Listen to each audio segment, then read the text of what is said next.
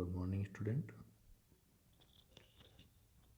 आज हमारी जो बीएससी सेकेंड ईयर की 30 यूनिट की नेक्स्ट क्लास है, इसमें हम आज पढ़ेंगे leaf adaptation to water stress, पत्ती का जल अभाव के प्रति अनुकूलन। पिछली जो क्लास थी इसमें हमने लीफ के मॉर्फोलॉजिकल कैरेक्टर के बारे में देखा था और आज हम पत्ती की एनाटॉमिकल एडेप्टेशन से स्ट्रक्चर्स के बारे में देखेंगे कि जो पत्ती की आंतरिक संरचना है उसमें कौन कौन सी विशेषताएं पाई जाती है जिसके कारण पत्तियां जो हैं जल अभाव की स्थिति में भी सर्वाइव कर लेती है, जीवित रह जाती है। तो सबसे पहला जो कैरेक्टर हमें मिलेगा पत्ती की बाह्य संरचना से हम अंदर की तरफ जाएंगे तो पहले कैरेक्टर के रूप में हमको लीफ की सबसे ऊपर की जो क्यूटिकल की सतह है, जो अपर साइड और लोअर दोनों साइड हो सकती है, तो मोटी क्यूटिकल का विकास होता है। मोटी क्यूटिकल का विकास हम देख सकते हैं जैसे मरुद्भिद पादप हैं, नेरियम, प्रोसोपिस, कैलोट्रोपिस यानी आक, इन पौधों की पत्तियों की बाह्य त्वचा के ऊपर की तरफ क्यूटिकल की बहुत मोटी परत का विकास होता है। ये क्यूटिकल की बड़ी परत, मोटी परत वाष्पोत्सर्जन की गति को धीमी कर देती है और पत्ती से गर्मी के कारण होने वाली जल की हानि को रोकती है। जो समोद्भिद पादप हैं, जो वर्षा वनों में पाए जाने वाले पौधे हैं, उनकी पत्तियां हम देखते हैं कि पतली और स्मूथ होती है और उनके ऊपर क्यूटिकल का आवरण न के बराबर होता है क्योंकि वहाँ पर जल अभाव की स्थितियाँ नहीं पाई जाती। जबकि मरुद्भिद पादपों को हम देखेंगे कि इनकी मोटी लेदर लाइक लीफ होती है और आसानी से मुड़ती नहीं है, मोड़ेंगे तो टूट भी जाएगी। तो इस प्रकार से कठोर और सतह वाली पत्ती होने के कारण ये जल की हानि को कम करती है। दूसरा जो कैरेक्टर है यहाँ पर अनुकूलन को लेकर वो है पत्ती के अंदर बहुस्तरीय बाह्य त्वचा।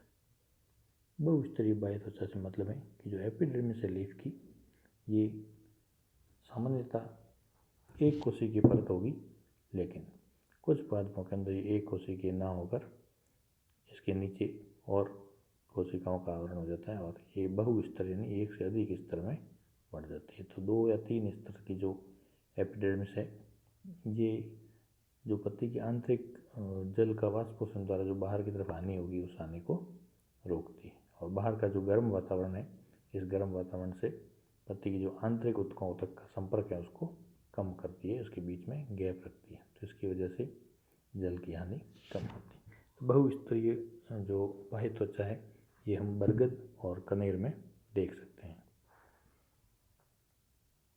नेक्स्ट जो एनाटॉमिकल एडेप्टेशन है वो है धंसे हुए रंध्र, सनकैन स्टोमेटा। धंसे हुए रंध्र पत्ती की निचली सतह पर पाए जाएंगे और ऊपर की सतह पर लगभग जो है स्टोमेटा ना के बराबर होता है। नीचे की सतह पर भी ये विशेष रंध्रीय गुहाओं सब स्टोमेटल कैविटीज़ में होते हैं। इन सब स्टोमेटल कैविटीज जैसे ये पत्ती की निचली सतह है तो और ये ऊपर की सतह है, तो निचली सतह में आपको ऐसे धंसे हुए इस तरह से रंध्र पाए जाएंगे, यानी ऊपर की सतह एकदम सतह के ऊपर ना होकर सतह के अंदर की तरफ होंगे और अंदर की तरफ यहाँ पे स्टोमेटा पाए जाएंगे। तो अंदर की तरफ ये जो स्टोमेटा आता है ये भी सब स्टोमेटल कैविटी है। इस कैविटी का अंदर का भाग पूरा ही जो एपिडर्मल हेयर से ढका हुआ होता है। इसकी वजह से ये एपिडर्मल हेयर जो है ये यहाँ पर सब स्टोमेटल कैविटी को कवर कर लेते हैं और जो बाहर की गर्म हवाएं हैं ये इन गर्म हवाओं का सीधा संपर्क जो है स्टोमेटा से नहीं होने देते। इसकी वजह से वाष्पोत्सर्जन के द्वारा जो जल लीफ से बाहर की तरफ एनवायरनमेंट में आता है इसकी स्पीड कम हो जाती है और वाष्पोत्सर्जन की क्रिया या जल की हानि जो है वो कम होती है।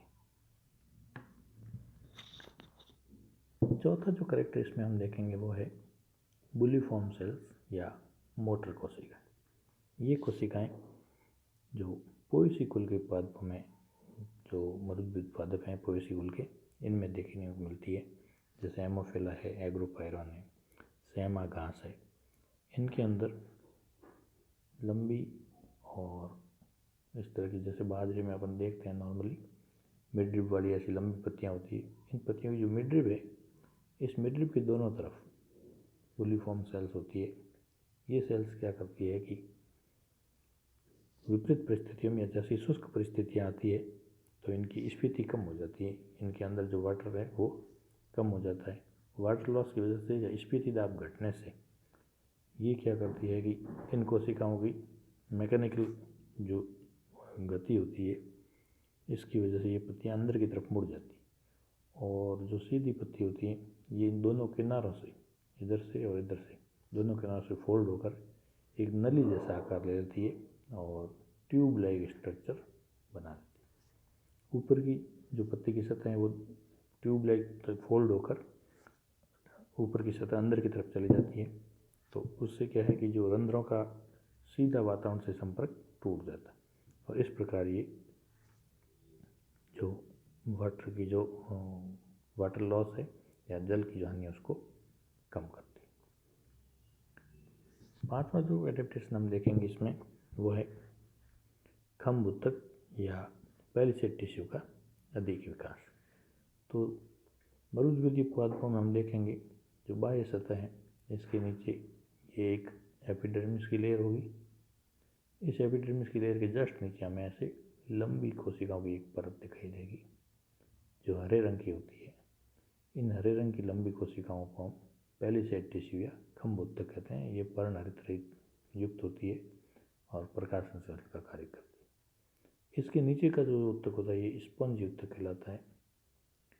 तो मरुद्भिदी पौधों में हम देखेंगे कि स्पंज ऊतक की बजाय खम्भ ऊतक का विकास अधिक होता है, क्योंकि जल का जो भराव स्पंज ऊतक में होता है।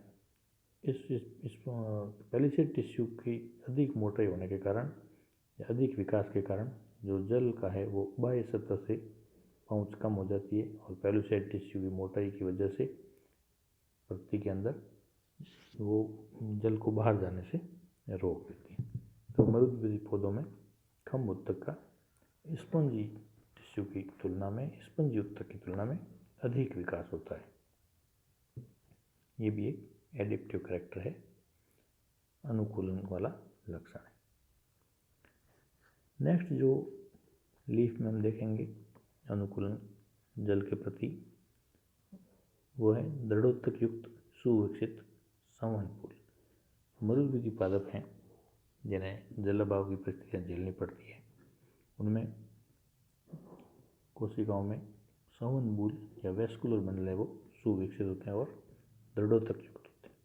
यानी जो लीफ के सेंटर में वेस्कुलर बंडल होगा ये स्क्लेरेनकाइमेटस टिश्यू से या कोलेनकाइमेटस टिश्यू से चारों ओर से ढका हुआ होगा, घिरा हुआ होता है। इस प्रकार की स्ट्रक्चर हम नेरियम वगैरह में दे सकते हैं। वहाँ पे हमें एक दृढ़ोत्तक की पूरी परत जो है वेस्कुलर बंडल के चारों ओर दिखाई देगी। तो ये दृढ़ोत्तक क्या करता है, वेस्कुलर बंडल में जाइलम और जो फ्लोएम में जल का प्रवाह होता है उस प्रवाह को बाह्य वातावरण से दूरी रखता है और संरक्षित किए हुए रखता है, तो जल की हानि नहीं होती।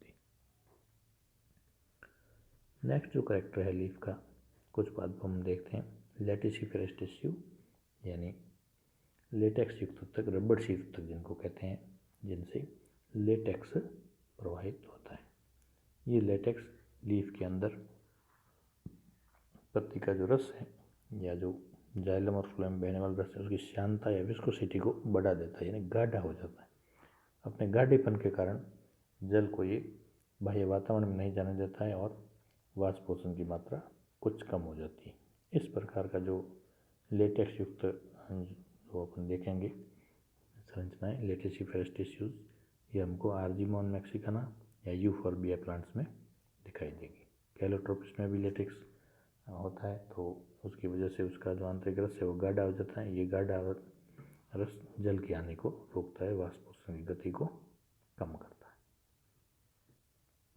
नेक्स्ट और लास्ट जो एडिटिव कैरेक्टर है लीफ का, वो हम देखेंगे जल संचय ऊतक के रूप में म्यूसिलेजिनस वैक्यूल्स।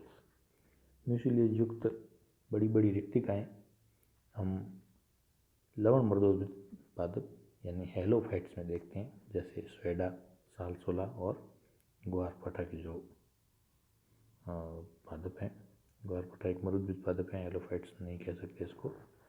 तो हेलोफाइट्स और कुछ जीरोफाइटिक प्लांट हैं, इनमें कोशिका के अंदर म्यूसिलेजिनस यानी चिपचिपा पदार्थ होता है, और उन चिपचिपे पदार्थों के वो बड़ी बड़ी रिक्तिकाओं में भरा रहता है।